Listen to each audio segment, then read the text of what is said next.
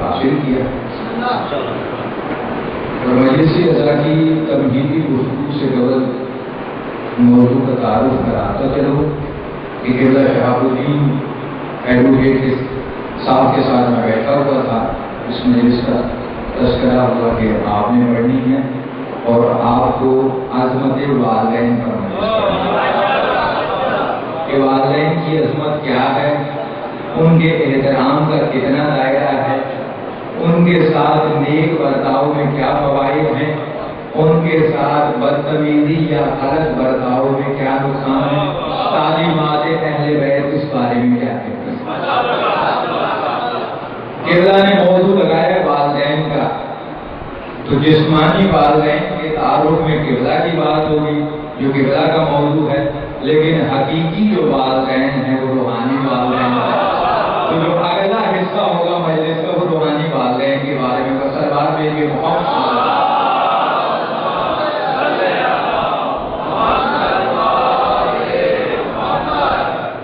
قرآن کہہ رہا ہے کہ والدین کے ساتھ احسان ہے. سورہ بقرہ کی آیت مجیدہ کا جز ہے اور مختلف آیات میں آیا ہے. تو جو چیز قابل غور ہے کہ سورہ بقرہ کو سورہ بقرہ کیوں کہہ رہے ہیں، کیونکہ اس میں بھی ایک والدین کی عظمت کا پہلو پوشیدہ ہے. بقرہ کہتے ہیں عربی میں گائے کو، بقرے کو نہیں گائے کو. تو گائے کو کہتے ہیں بقرہ اور اس میں ایک گائے کا ذکر ہے. وہ گائے کون سی ہے؟ وہ بنی اسرائیل کی ایک گائے تھی. وہ معاملہ یہ تھا کہ ایک شخص نے قتل کر دیا اور پھر خود ہی اس کے قتل پر معاملہ کرنے لگ گیا. اس کا چچا بھائی تھا کہ یہ قتل ہوا ہے اور اس کے قتل کا پتہ چلے. تو حضرت موسیٰ نے کہا کہ ایسا کرو کہ ایک گائے کو ذبح کرو اور اس کے جسم کا کوئی عضو اس مردے کو لگاؤ تو وہ بتا دے گا کہ قاتل کون ہے. لیکن کیونکہ انہوں نے کیل اور تال کرنی تھی، بال کی کھال نکالنی تھی، مزید پوچھتے گئے کہ گائے کیسی ہو، گائے کا کلر کیسا ہو. بھائی کلر بھی بتا دیا کہ زرد ہو لیکن سفیدی کی طرف مائل زرد ہو، کالے کی طرف مائل کرنا ہے، یعنی ڈارک یلو نہیں ہونا چاہیے. پھر کا داغ وغیرہ ہو کا نہیں ہو. پھر مزید پوچھتے گئے کہ گائے کی عمر کتنی ہو، زیادہ ہو یا کم ہو کا درمیانی عمر کی ہو. پھر مزید پوچھا تو پھر بتایا گیا کہ وہ پھلوں کے لیے بھی نہ چلتی ہو اور نہ ہی کھیتوں کو پانی دینے کے لیے استعمال ہوتی ہو. تو جب یہ ساری شرائط اور کوالٹیز انہوں نے گائے کی پوچھ لی تو وہ ایک نوجوان کے پاس گائے موجود تھی. اس نے کہا میں تو گائے نہیں دوں گا. انہوں نے کہا قیمت؟ اس نے کہا قیمت اس کی یہ ہے کہ اس کی کھال میں سونا بھر کے لوگے کو دوں گا ورنہ نہیں. یہ اس کی قیمت ہے. حالانکہ معصوم فرماتے کہ حکم بالکل سمپل تھا. اگر کسی بھی گائے کو بنی اسرائیل ذبح کر دیتے تو مسئلہ حل ہو جاتا. لیکن انہوں نے خود پیچیدگیاں پیدا کی کہ کیا صفات ہیں، کیسی ہے، رنگ کیسا ہے، کس عمر کی ہے. تو وہ جتنی زیادہ پوچھتے گئے اتنی زیادہ کمپلیکیشن میں پڑھتے گئے اور پھر وہ گائے اس نوجوان کی نکلی. تو کہا اب حضرت موسیٰ پہ گئے کہ قیمت تو بہت زیادہ مانگ رہا ہے، اتنی تو نہیں ہونی چاہیے. اب حضرت موسیٰ نے کہا کام نہیں چلے گا، گائے یہی ذبح ہوگی. اب طے ہو گیا معاملہ. معاملہ جب طے ہو گیا اس کو قیمت دی اور وہ گائے کو ذبح کیا. پھر اس گائے کی دم کو جب مردے کو لگایا تو اس نے کہا کہ چچا زاد نے مجھے قتل کیا تو زیادہ واویلا میں جا رہا ہے. تو اس سے قتل کا پتہ چلا. لیکن اس میں عظمت والدین کا ایک بہت بڑا پہلو پوشیدہ ہے. جس نوجوان کی گائے تھی اس کا معاملہ، اس کے بعد یہ گائے کیسے آئی، اس میں بڑا عظمت والدین کا ایک پہلو پوشیدہ ہے کہ وہ نوجوان تجارت کرتا تھا. تو ایک دن ایک سودا طے ہو گیا. جب سودا طے ہو گیا، معاملہ بالکل طے ہو گیا تو وہ نوجوان پیسے لینے کے لیے گیا. تو جو تجوری کی چابی تھی وہ والد کے تکیے کے نیچے تھی اور والد سو رہا تھا. تو اس نے کہا اب چابی نکالوں گا، بابا کی نیند خراب ہوگی تو میں یہ سودا کینسل کرتا. آیا اور کہا بھائی میرا سودا کینسل ہو گیا. تو پھر جب باپ کی آنکھ کھلی بعد میں پوچھا کہ اس طرح سے سودا تھا، منافع کا چانس تھا، لیکن میں نے گوارا نہیں کیا کہ آپ کی نیند متاثر ہو. تو پھر باپ نے گفٹ کے طور پر یہ گائے دی تھی اور پھر باپ کی گفٹ اور خدمت کے توسل سے وہ اتنا امیر ہو گیا کہ وہ گائے کی کھال کے برابر میں اسے سمجھ گیا. تو یہ والدین کی محبت کا ایک دنیاوی فائدہ ہے. اور روحانی فائدے کے لیے تو حضرت موسیٰ کا بہت ہی مشہور و معروف واقعہ ہے، لیکن مجلس میں چونکہ ذکر کو دہرانا مومنین کے لیے نفع ہے، قرآن کی آیت ہے، تو مومنین کے لیے ذکر کو دہرانا چاہیے۔ وہ واقعہ ایسے ہے کہ حضرت موسیٰ نے ایک مرتبہ گزارش کی کہ پالنے والے مجھے اس مومن سے ملا، اس بندے سے ملا جو جنت میں میرا ہم درجہ ہوگا، جو جنت میں میرا ساتھی ہوگا، جو جنت میں میرا پارٹنر ہوگا۔ تو بتایا کہ بھائی فلاں محلے میں جاؤ، فلاں موڑ پر ایک قصاب بیٹھا ہوگا، ایک قصائی ہوگا، وہ آپ کا جنت میں پارٹنر ہے۔ حضرت موسیٰ کہے دیکھا ڈیلنگ تو بڑی ایمانداری سے کر رہے ہیں، لیکن بہت سارے لوگ ایمانداری سے ڈیلنگ کرتے ہیں، یہ تو ایسی بات نہیں ہے کہ ایک نبی اللہ کا پارٹنر بن جائے، کریم اللہ کا۔ اس کے ساتھ کے کتنے میں ایک وقت آیا، اس نے فوراً دکان کو بند کیا، بقیہ گوشت لیا، حضرت موسیٰ اس کے ساتھ چلے گئے۔ کہاں جا رہے ہو؟ گھر جا رہا ہوں۔ آئیے چلیے گھر گئے تو دیکھا کہ وہ اپنے گھر کے اوپر ایک اور منزل تھی، وہاں پہ گیا، ایک زنبیل طرح کی کوئی چیز لایا، یعنی گٹری سی لایا زنبیل، اور اس میں دیکھا تو بوڑھی عورت تھی، اس کو نہلایا، اس کو اپنے ہاتھوں سے کھانا کھلایا، اس کی نجاست وغیرہ کو صاف کیا۔ کہا یہ کون ہے؟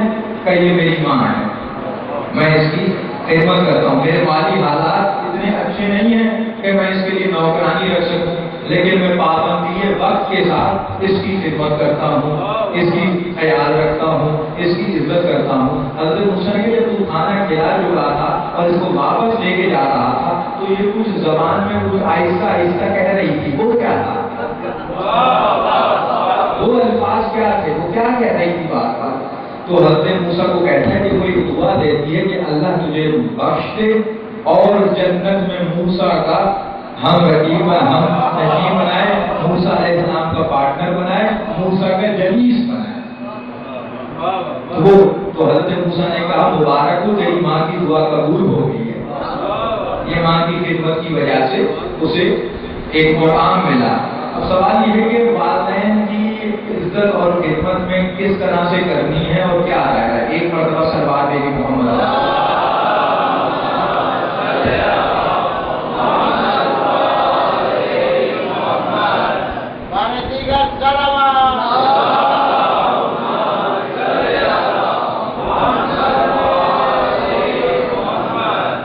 جب صادق عالم محمد سے پوچھا اس آیت کے بارے میں کہ مولا والدین کے ساتھ احسان کیسے کریں، اس سے کیا مراد ہے، تو امام نے فرمایا کہ والدین کے ساتھ احسان سے یہ مراد ہے کہ وہ کوئی چیز مانگے اور پورے، یہ احسان نہیں ہے، ان کے سوال کرنے سے قبل مطلوبہ چیز ہے، یہ احسان ہے۔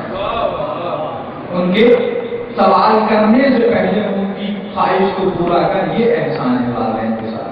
اگر ان کے ساتھ کبھی راستے میں جائے تو ان کے پیچھے چل، آگے نہ چل، یہ ہے والدین کے حقوق۔ اور اس کے بعد امام فرماتے ہیں ہمیشہ ان کی آواز سے اپنی آواز کو نیچے رکھ، پست آواز میں ان سے کلام کر۔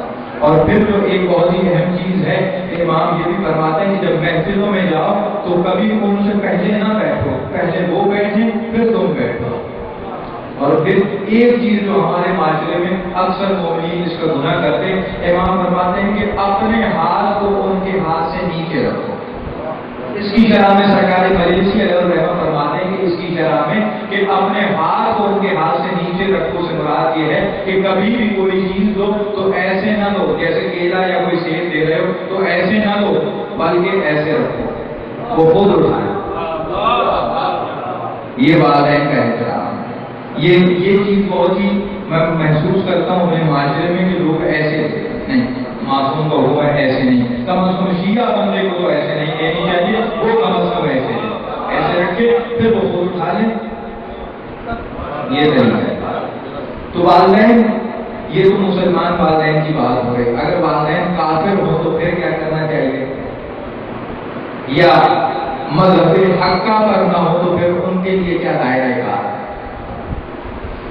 تو سرکار حذیفہ الیمان بہت ہی مشہور و معروف صحابی اور چند ان صحابیوں میں سے جو آل محمد کو مانتے تھے، دنیا کو کہتی ہے سب مانتے تھے، اگر سب مانتے تو پھر رسول کا پہلو تو نہ دکھتا۔ حذیفہ الیمان بہت اچھے صحابی، اللہ کے رسول کے صحابی، ایک جنگ میں کافر باپ سامنے آ گیا، اب حذیفہ نے تلوار مارنے کے لیے بڑھائی ہے تو نبیوں کے سلطان نے سب کو چھوڑا ہے اور فوراً آواز دیتے حذیفہ رک جاؤ، تلوار نہ چلاؤ، کہ اللہ کے نبی یہ کافر ہے، میں مومن ہوں، میرا اس کا کیا واسطہ، میرا اس کا کیا رشتہ ہے؟ تو خدا کا رسول کہتا ہے حذیفہ کوئی اور مارے تو نہ مار، کافر صحیح لیکن ہے تو تیرا باپ، ارے کافر ہے لیکن تیرا باپ ہے، تیرے کو حق نہیں پہنچتا۔ اور یہی حذیفہ الیمانی ہے۔ حذیفہ الیمان یہ وہ صحابی ہے کہ جس کو کہتے ہیں کہ سر رسول تھے، اس کے پاس اللہ کے رسول کا راز تھا کہ جب غریب سے واپسی میں یا بعض کتابوں کے اندر لکھا ہوا ہے کہ تبوک سے واپسی میں کچھ منافقین نے پیغمبر خدا صلی اللہ علیہ وآلہ وسلم کو قتل کرنا چاہا تھا۔ وہ ایک پتھر لٹکائے رہے تھے تاکہ رسول کا ناکا ہاتھ گھاٹی میں گر جائے اور پیغمبر خدا شہید ہو جائے۔ تو ایک دم بجلی چمکی تھی اور منافقین کے چہرے عیاں ہو گئے تھے۔ تو حذیفہ الیمان پیغمبر خدا کے ساتھ تھے، تو پیغمبر خدا نے ان منافقین کے نام حضرت حذیفہ الیمان کو بتائے تھے۔ تو پھر ایک فارمولہ پیغمبر کے بعد طے ہوا تھا کہ لوگ اس جنازے میں شرکت کیا کرتے تھے جس میں حذیفہ الیمان آتے تھے، یعنی منافق کے جنازے کی پہچان حذیفہ الیمان کی آمد کو رکھا گیا ہے۔ تو میں قربان جاؤں لوگوں کے تدبر پر، جس جنازے میں حذیفہ الیمان نہ آئے وہ تو منافق کا جنازہ، اور جس کے جنازے میں کوئی نہیں ماننا ہے وہ۔ اب تاریخ میں جنازے دیکھیے گا کہ کن کن کے جنازوں میں کوئی ایمان نہیں آیا۔ تو حذیفہ الیمان کو روکا کہ کافر صحیح لیکن تیرا باپ ہے، تجھے حق نہیں پہنچتا کہ اسے قتل کرے۔ اسی طرح ایک مولا صادق الفطرت کا صحابی تھا، پہلے کرسچن تھا، زکریا بن ابراہیم اس کا نام ہے، مسلمان ہو گیا۔ کہا میرے والدین تو کرسچن ہے، میری والدہ تو کرسچن ہے، عیسائی ہے، اب میں اس کے بارے میں کیا اس کی، تو مولا نے فرمایا اس کی کوئی تکریم اور عزت کرو جس طرح تم اپنی مومنہ ماں کی کرتے ہو، اس کی خدمت کرو، اس کے ساتھ اچھی طرح سے ٹریٹ کرو۔ تو اب اس نے جب خدمت شروع کی اس کی ماں نے کہا پہلے تو عیسائی تھا تب تو اتنی خدمت نہیں کرتا تھا، یہ تیرے پیغمبر نے تجھے کیا سکھایا ہے، اب تو بہت زیادہ خیال کرنے لگ گیا ہے، مجھے کھانا بھی اپنے ہاتھوں سے کھلاتا ہے اور بے انتہا خیال کرتا ہے۔ تو وہ زکریا بن ابراہیم کہتے ہیں کہ وہ پیغمبر نہیں ہے لیکن پیغمبر کا بیٹا ہے۔ اس نے مجھے حکم دیا ہے کہ تیری والدہ کا جو بھی مذہب ہے اسے چھوڑ لیکن اس کی تو خدمت کر، یہ خدمت تجھ پر واجب ہے۔ تو ماں نے جب دیکھا کہ یہ تو بہت اچھا ہے، تیرے پیغمبر کے بیٹے کا دین تو بہت اچھا ہے، چل مجھے بھی کلمہ پڑھا دے۔ اس نے کلمہ پڑھا۔ یہ آل محمد کا جو مذہب ہے یہ کردار سے پھیلا ہے، یہ تلوار سے نہیں پھیلا ہے۔ آل محمد کی حکومت دلوں پر ہے، ملکوں پر ہو یا نہ ہو دلوں پر ضرور حکومت ہے۔ تو اب یہ مسلمان ہو گئی اور 4 وقت کی اس نے نماز پڑھی ہے، ظہر، عصر، مغرب اور عشاء، اور اس کے بعد اس کا انتقال ہو گیا اور اس نے کہا کہ یہ دوبارہ مجھے یہ دوہراؤ اعتقادات کو، اس کے بعد اس کا انتقال یعنی کافر۔ اسی طرح سے ایک بہت ہی تاریخ کا ملعون ترین کردار ہے متوکل عباسی۔ اتنا بڑا ملعون ہے کہ اس امام حسین سے خصوصی کوئی نفرت تھی۔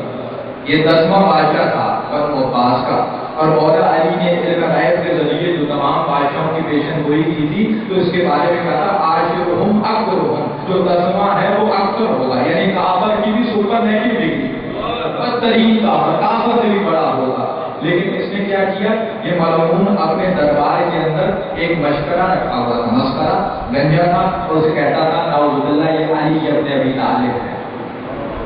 اس کے علاوہ اس ملعون نے امام حسین کی قبر پر پانی بھی چھوڑا، اس نے قبر کے آثار کے لیے بیلوں کو بھی لے کے آیا لیکن بیل بھی نہیں گئے، پانی بھی اپنی جگہ رک گیا۔ تو اس ملعون کا اتنی اسے یزید سے محبت تھی کہ کہتا تھا، جس طرح ہم کہتے ہیں نا کہ کاش ہم کربلا والوں کے ساتھ ہوتے، یہ کہتا کنت مع یزید لیتنی کنت مع یزید، کہ کاش میں یزید کے ساتھ ہوتا، کہ مجھے 2 صدیاں پیچھے کر دیا یزید سے، ورنہ میں یزید کے ساتھ ہوتا اور اس کے ساتھ مظلوم کربلا کے خلاف کرتا۔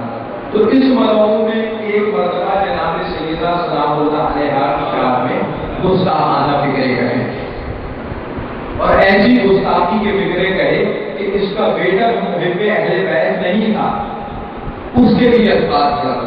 اس نے اس دور کے مفتیوں سے فتوے مانگے، درباری علماء نے کہا کہ اس نے رسول اللہ کے بارے میں یہ فکرے کہے ہیں، یہ واجب القتل ہے۔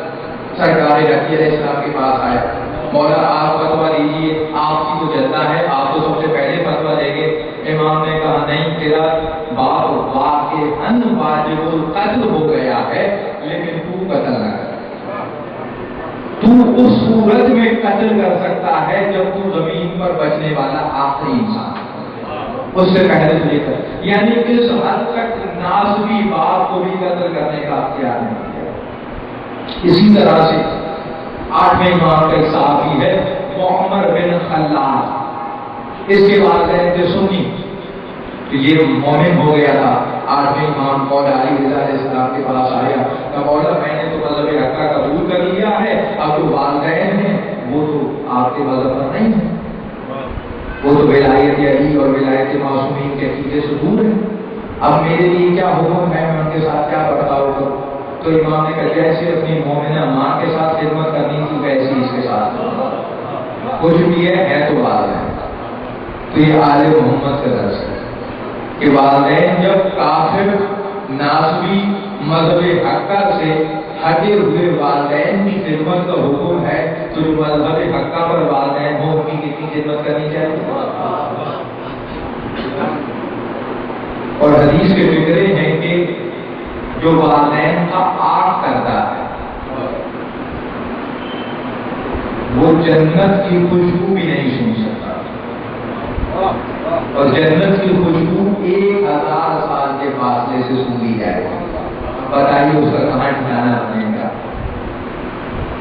اور بعض مولا کا فرمان ہے، مولا محمد باقر علیہ السلام فرماتے ہیں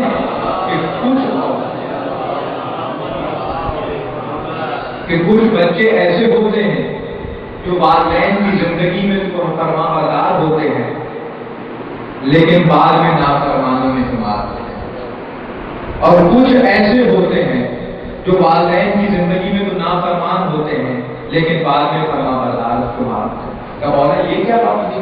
یہ کیسے ہو سکتا ہے کہ زندگی میں خدمت کی اور بعد میں نافرمان ہو گیا، اور بعد میں تو زندگی میں ستایا اور بعد میں فرما بردار ہو گیا؟ تو امام فرماتے ہیں کہ وہ نافرمانوں کو اپنی غلطیوں کا احساس ہوتا ہے اور اس کے بعد وہ والدین کے حقوق کو ادا کرتے ہیں، ان کی واجب نمازوں کو ادا کرتے ہیں، ان کے لیے مستحبات کے عمل انجام دیتے ہیں، اور تو وہ تو بچ جاتے ہیں، والدین ان کے لیے مرنے کے بعد بھی دعا کرتے ہیں۔ لیکن جو لوگ والدین کی زندگی تک تو خیال رکھتے ہیں، بعد میں مرحومین کو بالکل بھول جاتے ہیں، تو وہ پھر آگے والدین میں شمار ہوتے ہیں۔ تو مرنے کے بعد بھی والدین کے حقوق ختم نہیں ہوتے۔ مومن کو چاہیے کہ ان کے لیے اعمال بھیجے، کچھ نہیں کر سکتا تو اپنی دعاؤں میں نماز کے بعد والی دعا میں جہاں تمام مومنین کو یاد کرتا ہے وہاں خصوصاً والدین کو یاد کرے، ان کے لیے اسپیشل الگ سے مغفرت کی دعا کرے۔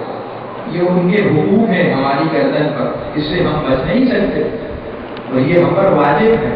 اور پیغمبر خدا نے فرمایا ہے کہ جس نے والدین کو اذیت دی اس نے مجھے اذیت دی، اور جس نے مجھے اذیت دی اس نے اللہ کو اذیت دی، اور جس نے اللہ کو اذیت دی وہ ملعون ہے، وہ لعنتی ہے، اور لعنتی جو ہے وہ اللہ کی رحمت سے دور ہے۔ تو والدین کی